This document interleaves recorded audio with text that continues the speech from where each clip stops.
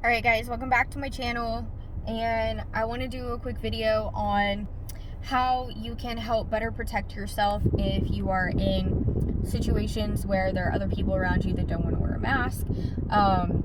It kind of depends where you're at. You know, you might be one of the people that doesn't want to wear a mask, but if you're like me and you feel more comfortable with other people wearing masks around you, but yet they don't want to, I'm going to give you some ways of how you can help cope with that and still do the things that you need to do. Okay, so there are a lot of different circumstances that can come into play here.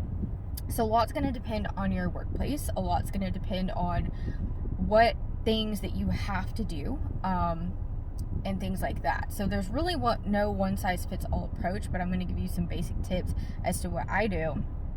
And so I live in Texas, okay, and unfortunately our governor has lifted our mask mandate as of not today, not tomorrow, but the next day. Okay, so on the 10th of March. So this is a really big problem for us because, all politics aside, I'm not here to get political. All politics aside, this is not a political issue, guys. This is a public health issue. And our state has had so many cases and so many deaths from COVID. Yes, I understand there are people being vaccinated, but the vaccine rollout is very slow. Okay. So, for me, it's probably going to be weeks, if not months, before I can even get my first dose or get a dose, period. And so the same goes for the rest of my family. And so it's a very scary situation for a lot of people. And most of the people that I have talked to say that they are, in fact, not in favor of the mask mandate being lifted. Opening everything up to 100% is one thing, okay? But taking the mask completely out of the picture and telling people that they can just do whatever the heck they want and not wear one, period, is a very scary situation. Now, if someone has a medical condition that a mask is going to harm them or truly burden their health, then that's a different story. But those people are fewer and far between. And a lot of people say, like, oh, I have PTSD or I have anxiety or whatever. I get it. I have PTSD. I have severe anxiety and panic disorder. I know how it is. I've had panic attacks in my mask before, double masked even. I know how it is. It's not pretty. But in the same point, I weigh the opportunity cost, and I understand that wearing the mask is going to benefit me more than not wearing one. So, like I say, I'm not here to try and offend anybody, but I am going to give you some tips on what you can do, especially if you're somewhere like Texas or Mississippi and the mandates are being lifted. Most of our stores here appear, or at least half, appear that they're still going to require mask wearing for customers. So most, if not all, businesses are still going to require that employees wear masks. However, with the customers, it's a little bit different. So fortunately, Walmart, Target, Starbucks, these are all places that are going to require it. Costco, Sam's Club, Kroger, which is a big grocery store. So all of these places are still going to require that. So first and foremost, I'm going to suggest, when you're going to the store, when you're going into a business, wherever it is you need to go, make sure that you only pick the stores that are going to require that people wear masks. So don't go into some little podunk grocery store, where nobody's going to be wearing a mask, because that's just not going to be safe at all. It's not a good idea, okay? Even if you have to drive further or whatever, just go somewhere where the masks are going to be required. Try not to go in places where people are just going to be sitting there or walking around without masks, okay? So that's the first thing. Secondly, double mask. And I can't say this enough. Double masking helps so much, especially when other people aren't masking around you, because it doubles up your protection. It's so much safer. And I've done a whole entire video on double masking, so you can go back and watch that if you want to. So double masking. Thirdly, keeping your distance. Obviously, that's a huge one. Just stay away from other people as much as you can, especially if they are not wearing a mask. Fourthly, I always recommend these Ionic Necklaces. Mine's off. It's really beat up because this is my favorite one. Okay, but you can see the little blue light in here. And so this is my Ionic necklace. I have several, and I will wear one of these pretty much everywhere. This is my favorite one, so it's very worn out. So basically what this does is it helps to purify the air in a 3 to 4 foot radius around you. And so it's really, really helpful, because it not only helps to filter out mold and particles, dust, pollen, etc. It's good for allergies, it's good for asthma, but it also, studies have shown it can help filter out viruses and bacteria as well.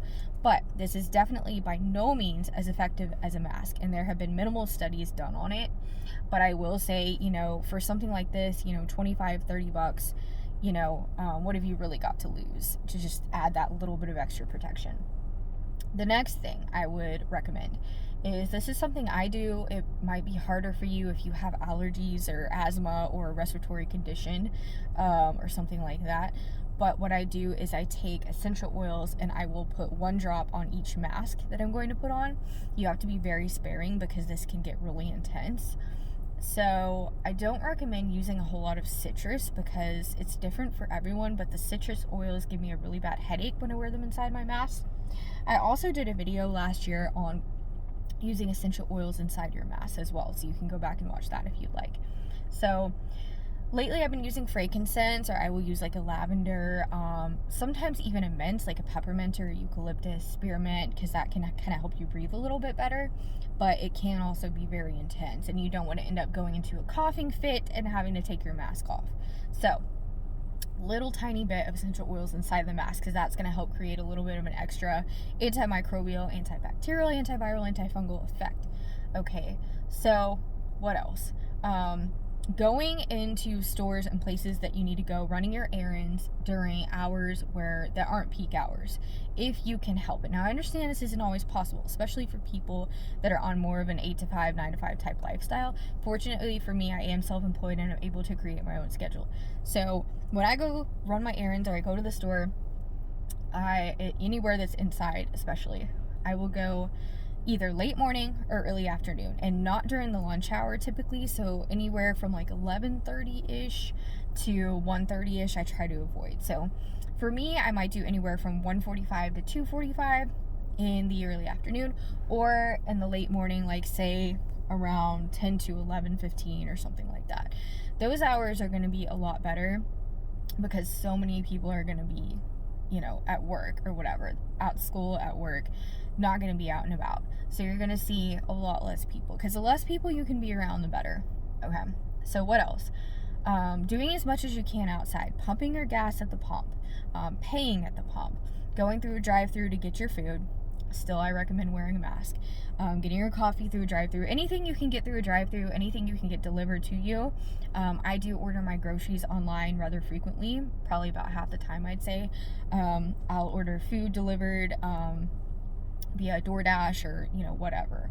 So sometimes it's worth it to spend a little bit of extra money just to kind of put yourself in a better, safer situation. And this all is different for each person. It's going to vary on what your lifestyle is like. So these are some of the things I do, and I meant to write some different points down, but I didn't have time to write in my notepad, so I'm kind of going to think through here and see if there's anything else that I would recommend. So just thinking about where you're going, things to look for when you're out in public is like, if you're going in somewhere and you have to waiting by the door, by the front door is always the best option, because it's going to have the best airflow, and when people are coming in and out of that door, it's going to let fresh air in. So like when I go to the tanning salon, and like I said before, I've done videos on this too, but I wear my mask, I double mask even in the tanning bed. I do not take it off, period. Yes, it sounds weird, but that's what I do.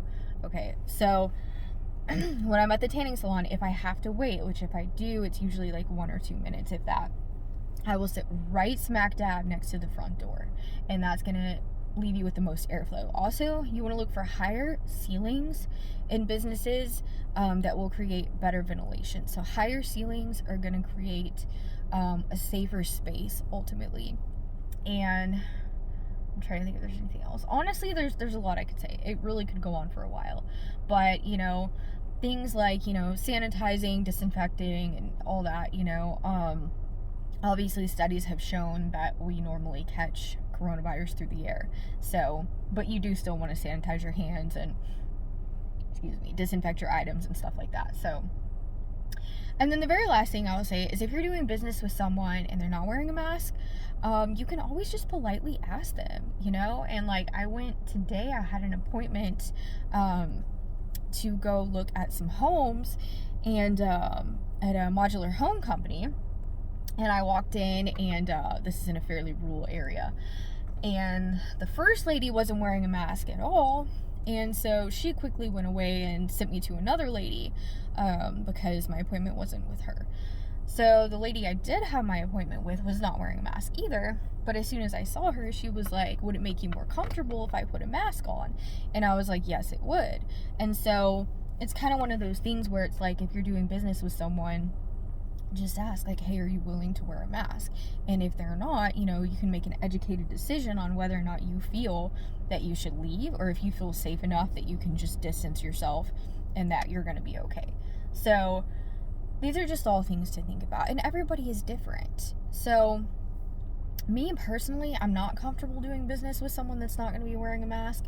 I know there are very polarizing opinions on this, but like I say, the way that I feel about this is I don't see this from a political standpoint, okay? I see this from a public health emergency standpoint. There are so many people here in Texas especially that have died and that have suffered from this virus. Yes, most cases are mild, but you have to consider what's going to happen if you get it and you give it to a parent that's way older than you that maybe has respiratory issues, or maybe they're a smoker.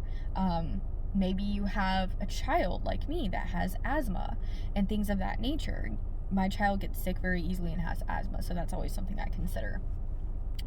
So all of these things, it's important to take into consideration. So obviously, if you don't wear a mask and you don't care about mask wearing, then you probably haven't made it through this video. But if you have made it through this video, then chances are you were looking for some tips on what you can do to help protect yourself in the midst of people that don't care to mask up. So here in Texas, we did not have a mask mandate until last summer. I want to say that it was sometime in July, like midsummer. I don't recall. But for at least the first 3 months or so, I was wearing a mask. I was all wearing my mask, all for it. And I was even double masking pretty quickly as well by the end of last spring. So I was wearing my mask, and I feel like if you do your part and you do the best you can, the way I see it is I honestly feel like you will ultimately remain protected, because you're putting it out there to do the right thing for yourself and for other people, for your family, for the people you care about. And my theory is ultimately I also feel that from a spiritual standpoint, I feel like God will offer us protection for putting forth that effort. And I just think it's so important to protect yourself and think about these things, because the situation that we're in, quite frankly, I think most people could agree that it's far from being over. And so I really hope that this video helps. I hope that some of these tips can help you. I know a lot of them are kind of self-explanatory and something you would already know, but hopefully there are a few extra tips that you can use, like the Ionic Necklaces. And most people know about double masking, but I find the easiest way for me is to do a surgical mask and then do a cloth mask over it, or I will do a surgical mask underneath a cloth KN95 mask. So I do have KN95s as well. I also did a video on the KN95, so you can go back and look at that as well. And I mean, that's really all I have to say about it. Fresh air, doing things outside as much as possible, meeting up. If you're going to meet up with a friend or something like that, I recommend doing it outdoors. And depending on how close you are to the friend, you might want to wear a mask, or one person might wear one. I know I only have one friend right now that I really see, because she's like the only one I know that's truly been careful throughout this whole thing. So what I do with her is, and I don't even see her that often, but what I do is we will meet outside and we will both wear masks. And if we do go inside for a minute or whatever, we wear masks. And we just we're diligent about it. And I feel like It's just, you can't let your guard down, because you know that's not going to be good for you. And it's not just with coronavirus, it's with everything. You want to take care of yourself to the best of your ability. So I hope this video helps, and if I think of any more direct tips, I will definitely let you know. But just the bottom line is, just do your best, continue to follow the protocols, even if other people are not. A lot will depend on your particular area. If you're in a very rural area, chances are you're going to have a lot of anti-maskers and people that don't want to participate in health protocols. If you're in an area that's suburban or more city, you're going to see a lot more people being in compliance with, you know, wanting to wear a mask and have that protection. So, you know, you might want to weigh the opportunity cost of, do I want to run my errands in this little redneck hick town, or do I want to drive 30 minutes or so to go somewhere where people are going to be having safer practices? So keep these things in mind. And like I say, just to end my video, I'm not getting political by any means. I never saw this as a political thing.